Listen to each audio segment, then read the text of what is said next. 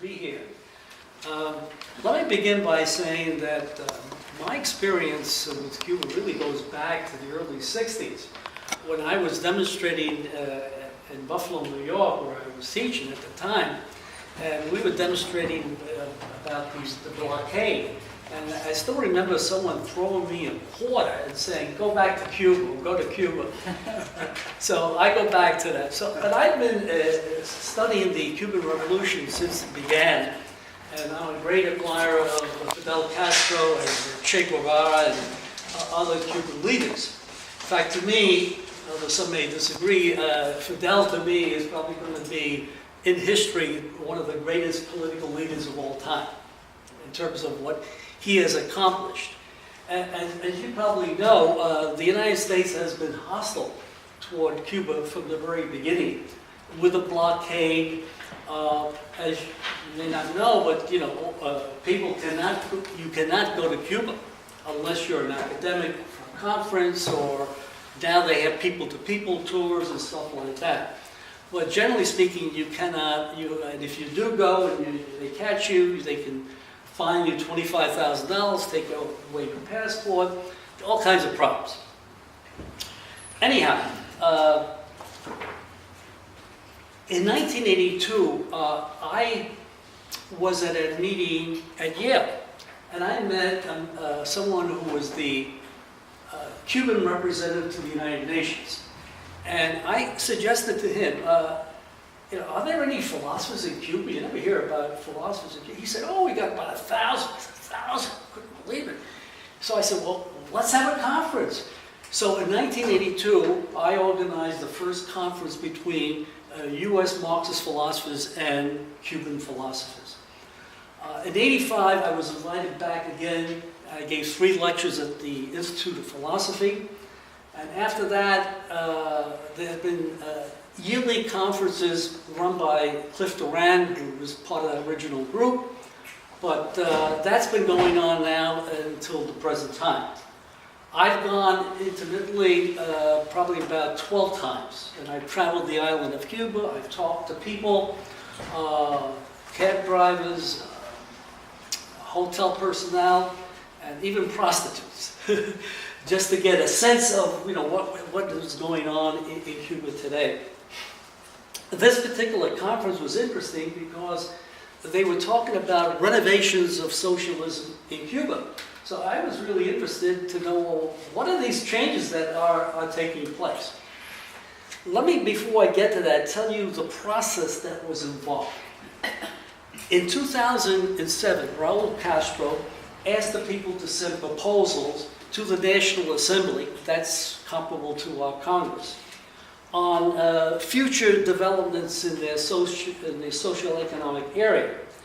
By 2009, they received over 2 million suggestions, proposals, criticisms. And a draft was created in 2010 of what they call 291 guidelines. Now, these guidelines were revised and presented to the 6th Party Congress just about a year ago, April 2011. And 5 commissions examined the proposals and finally adopted 313 guidelines to renovate socialism in Cuba. And currently there's a 96-member commission to oversee the implementation of the changes in the next 15 years. Now this to me is a good example of what is called participatory democracy. You have a proposal, you throw it out to the community, you get something back, you throw it back to them. In other words, it's we call a dialectical relationship of back and forth, and the people get a sense that they count, they're important. I saw this in Nicaragua when I was there in 1986, when they were constructing their constitution. They did the same thing. They said, a draft, the proposals came back, and they went back and forth, and then they finally adopted their constitution. And of course, our constitution wasn't constructed that way.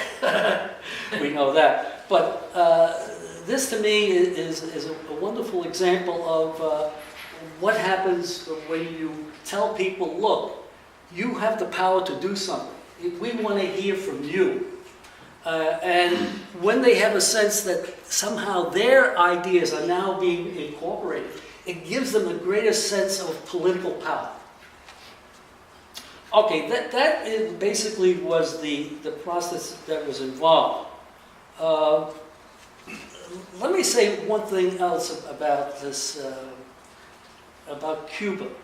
One of the problems that we had as a group there was that, you know, they're making changes, and we didn't want to go there as an ugly American and tell them what to do. I mean, they've had enough problems with the United States interfering in their personal affairs. They still do. In fact, let me share a story with you that happened to me a few years ago. In fact, Ron was there at that time. I came out of a meeting with a room, and this man was talking to me, was going in with his group class, and wanted to know about the meeting. And finally, a mutual friend of ours pulls me over. He says, "Ed, you know who you're talking to?" I said, "No, that's John Negroponte." I said, "Holy shit, John Negroponte?" I mean, if you don't know who John Negroponte is, I mean, he was the ambassador to Honduras during the Iran-Contra thing, and he was like the CIA. I mean, he's got a notorious history. So anyhow, I said, what? I went back to him. I said, excuse me, I said, weren't you the ambassador to Honduras? He said, yeah. He said, well, there was a coup d'etat there. They ousted the president of Honduras, what, just around that time. I said, you have an air base there. Why don't you, you know, do something? Could the United States have put this man back into power? He says, we can't interfere with the internal affairs of the country. Oh, well, things that... Of course, the thing continued because I said to him, well, also share this with you. I said, well, what do you think about the Sandinistas that now back in power? He said, well, he says, what goes around comes around, or whatever the phrase is. So I said, well, maybe socialism could go back to Russia. He said, oh, I hope not, Anyhow, that's, let me go back to the renovations.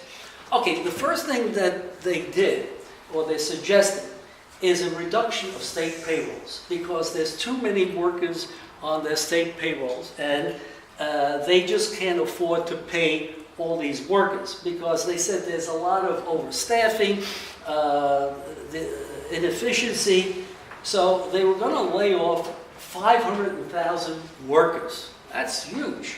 That's a huge number. So the question is, well, what do you do with these 500,000 workers? Well, they would offer them positions in areas where they have shortages. Makes sense. Agriculture, construction, and in teaching.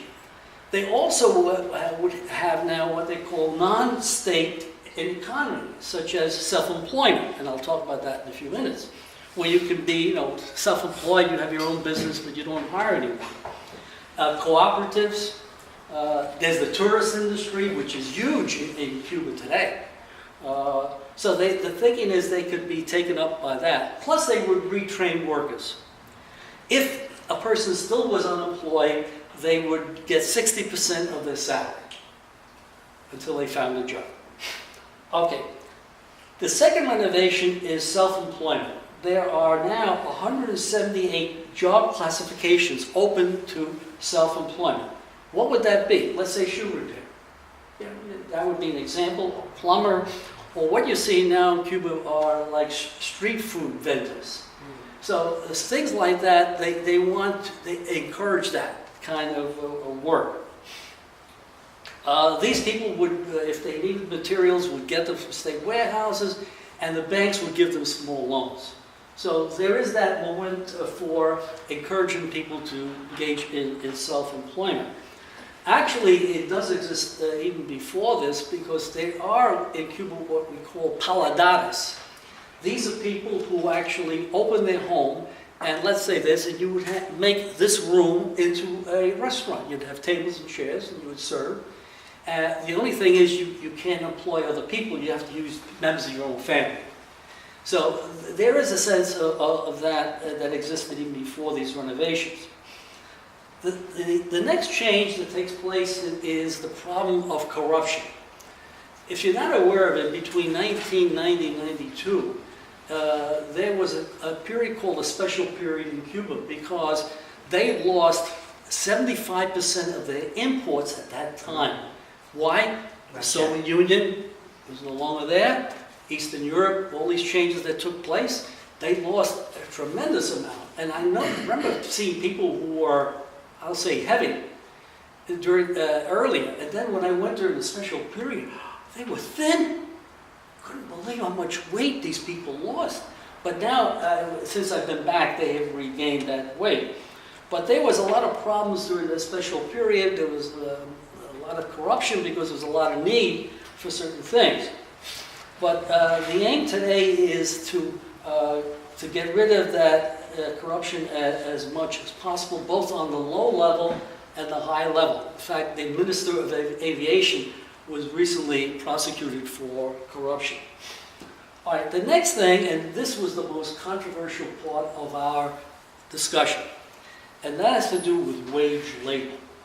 What I mean by that is that what they're going to work on, experiment with, is allowing people to own their own business and hire people for a wage and profit.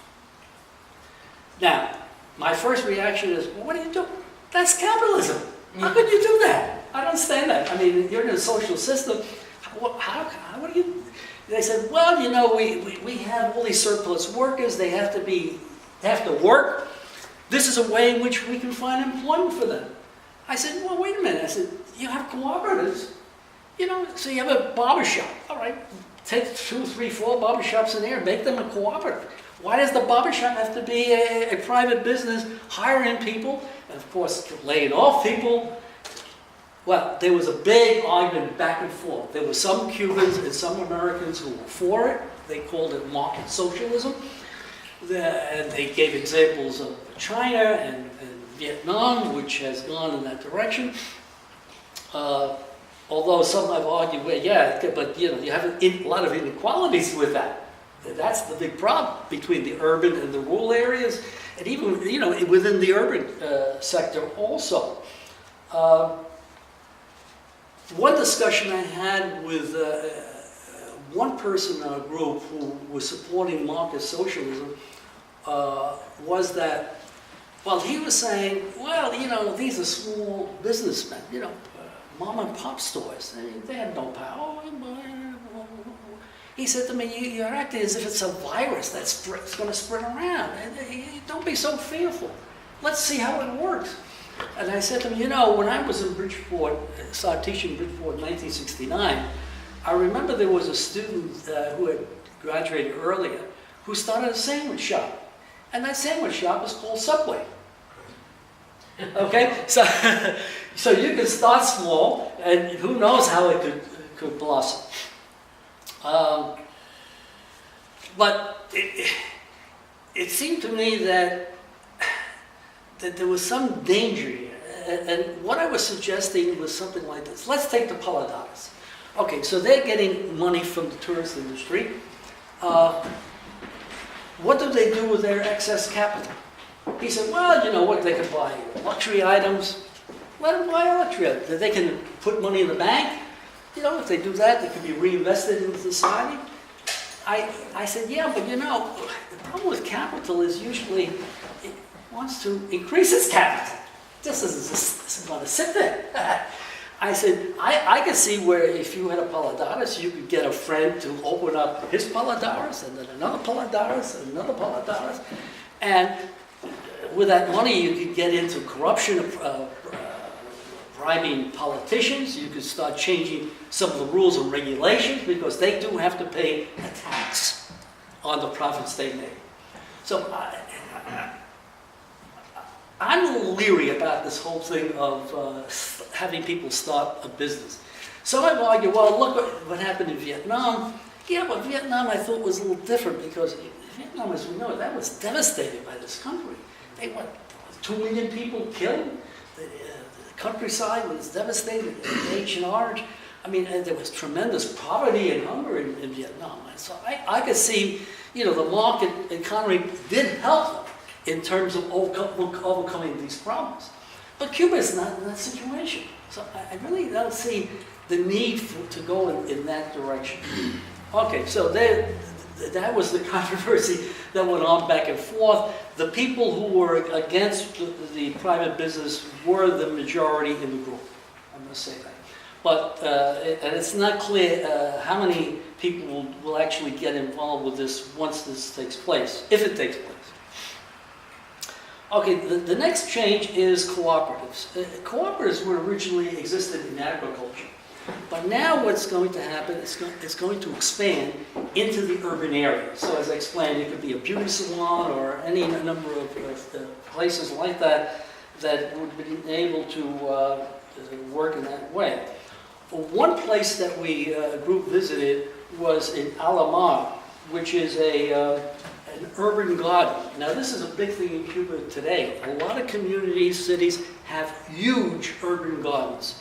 And I'm talking about 65 acres, this one in Havana. It grows fruits and vegetables, and then as a co-op, it sells, they have a number of stores there, and they sell it at a reasonable price to the community. I thought that was a wonderful idea. What do you call that again? What do you call it again? Cooperative. No.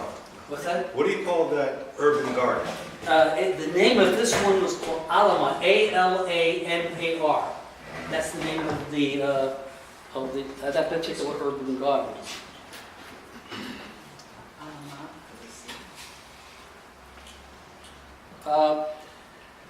Okay, the next problem that they face is bureaucracy. There's just too many regulations that they have in Cuba. And it hampers a lot of people just getting things done. Maybe you saw this, there was a film made years ago, it came out of Cuba, it was a satire, but it showed about a man that died and was buried, and his wife went to this office to collect his pension. And they said, well, where's his card? She said, his card is buried with him. They said, well, you need the card. Unless you get the card, we can't give you the pension. So they had to exhume the body. But, and she had to go through all this red tape in order to do that. More recently, I was told, I don't know, do you know that there are rappers in Cuba? I didn't think they were rap, but there are rappers in Cuba, it's just as they are in this country. Or I think their lyrics are quite different in Cuba. But anyhow, they were having a concert outside of Cuba, and they decided to have it in Cuba. Well, once it got into Cuba, then the Ministry of Culture took over. And there was all kinds of regulations in terms of who could perform and whatnot. And the people who originally set it up were excluded. So that's just another example how sometimes the bureaucracy gets in the way. One thing that Raul Castro has said is that maybe some of these bureaucrats are in there too long. And he suggested that maybe after 5 years, there'd be a change. And I've seen that at the University of Havana, because every time I go, every few years, they have a new dean or a new president. So there's a lot of moving around in that particular way.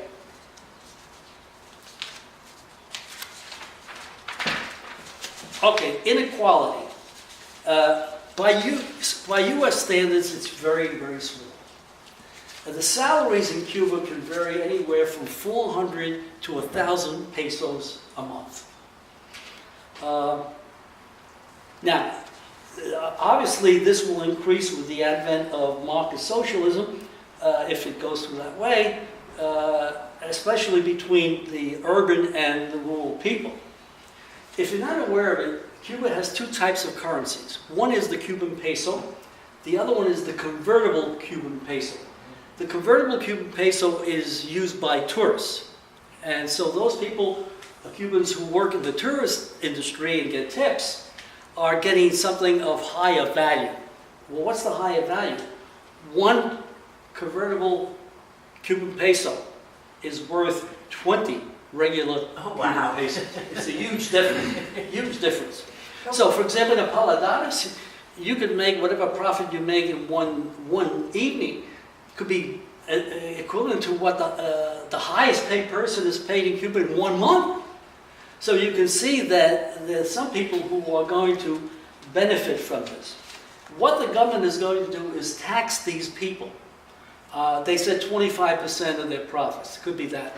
But they also wanted to tax them because there are social benefits that their employees will get, and they have to contribute to these social benefits like Social Security and stuff like that. There's another problem in Cuba. The people who left Cuba and now are mainly in Miami regularly send remittances to their relatives in Cuba. These people in Cuba now are getting a greater amount of money, given the fact that one American dollar is worth 20 Cuban pesos. So if you send someone, let's say, $20, which is not really that much, they're getting a minimum salary for someone for the month. So there's a problem there, that those who have relatives in the United States or abroad are getting these remittances, others are not. And they're mainly Hispanic, so you don't have very few African Cubans that left and went to the United States or other places. So the black population in Cuba really suffers in this particular way. I think personally that they're going to have to undo this two monetary system and go back to a one monetary system, because I can see there's just going to be too much inequality. Okay, let me mention some other noteworthy renovations. I went to a community just outside of Havana called La Guinera. And this is a very interesting town, because what the people in this town did is they decided to build their own buildings. They said to the government, you give us the material, and we'll use whatever expertise we have here to build. And so I saw 2 apartment buildings. I mean, like maybe 6 flights up. I saw a social center. They built this, the people in this, well, they needed maybe some extra help, but basically they used the labor of the people in the community to build new buildings. And I heard when Fidel Castro, when he was president, he used to take diplomats from other countries to see this great wonder. The other thing that's very interesting is Old Havana. If you're not aware of the way Havana is structured, let me just give you a sense. If this is the harbor, Old Havana is this part, then comes the center, then comes what is called Vedado, which is apartment buildings, residential, and then comes Miramar, which is the more elegant houses that the rich people owned before they left Cuba. Some of the people didn't leave, still live there, but many of them are converted into, it's like the Institute of Philosophy is there and other institutes, and the University of Havana has a couple of buildings there for housing scholars, and I've actually stayed in one of them. But anyhow, the problem with Old Havana is that the buildings, the facades are really run down. And it doesn't look good. And it's the oldest part of the city. What the city historian did, his name is Leal. There was an article in the New York Times a few months ago, maybe you saw this. But what he did, he made an agreement with the government. And he said this, he said, look, why don't I run this whole area, okay? I'll run the restaurants, the stores, whatever. I'll take the profits from what we earn, okay? 45% will go to restoring these buildings. 20% will go to the state, and the other, 35% will go for social projects in the community, like daycare centers and stuff like that, recreational activities. This is going on now in Cuba. Now, when I was there a couple of weeks ago, I went down to Old Havana, and I'd been there in 2007, and what I saw in 5 years, I couldn't believe it. They have done a magnificent job. And I hear that 40% of Old Havana has now been restored. People, when they renovate these buildings, they move them out to some other facility, and then they move them back. And the rents, by the way, are very low. About how much? Because you said 400 to 1,000. Well, usually, generally, it's like 10% of your salary goes for rent. So if you're making 400 pesos, you pay 40 pesos for rent. And by the way, there's a billboard in Cuba that says, in Spanish it says, there are millions of people that are homeless in the world, but none of them live in Cuba. So they're very good in terms of housing. The health system, if you're not aware, is outstanding. I was sick when I was in Cuba. I had some intestinal problems, and I went to see the doctor who was in the hotel, and I didn't pay anything, free of charge. And I've been sick in Cuba before. In fact, once I went to a hospital because I was having migraine headaches, and they gave me electrocardiogram and blood pressure. Gave me an injection with blood, I remember, free of charge. So, in fact, did you ever see this thing, Sicko, with Michael Moore? That he took a group of I think they were people at 9/11 who was ill, and they couldn't get medical service here. They had to pay. He takes them to Cuba. They get them free of charge. Oh, he went to the Guantanamo base, and he yelled up. He said, "Well, these are Americans. You know, you want to take them for that?" They said, "No, no." So then he finally went to on the mainland. They were taking care of it. Okay. One of the more interesting people there in Cuba is Rafael Hernandez. He is the editor of a journal called Timos. And I would describe him as being to the left of center in Cuba. You might call him a radical. But anyhow, he was very critical of the Communist Party. In this sense, he says, if you take the Cuban Communist Party Politburo, the average age is 68. That's kind of old for an average age. And he said, when you look at them, they're mainly military people and engineers. And he thought, and 93% are male and 7% are female. So he was arguing that this is inequitable. This needs to change. He also said the Council of Ministers, which is comparable to our cabinet, the average age is 59. Also mainly military and engineers, 76% male and 24% female. As far as race, 68% white, 26% mulatto, and 6% black. So he was critical of the whole structure of the party. He said, when we talk about renovations, we have to talk about renovations of the political system also, not just the economic. He also said some other interesting things that I share with you. There's a lot of talk about freedom of speech, and that there's no freedom of speech in Cuba. That's ridiculous. It's ridiculous. The conferences, a lot of people having different points of view. You go to a park in the center of Havana, it looks like Hyde Park in London. There are crowds of people debating all kinds of issues, political, economic, even sports. And Hernandez said, the very things that the dissidents in Cuba have been arguing about, he says, we discussed them in my journal, Timos. I says, they're not saying anything that Cubans don't know about and are not shared. He did say, well, people say, well, is there anything you can't say? Well, you know, freedom of speech is not an absolute. It's not an absolute in this country. We know that.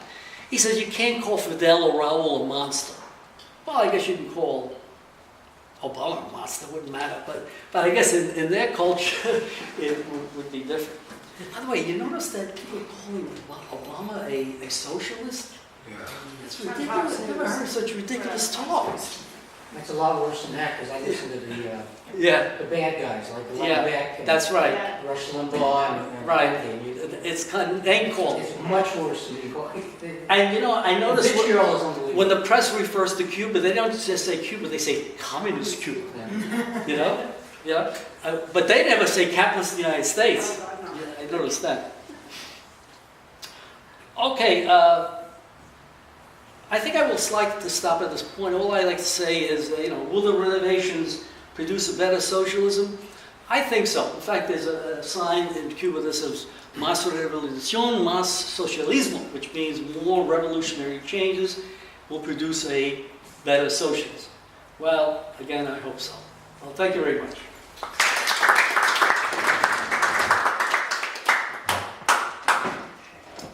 I think we're open for questions, Sure, right? sure.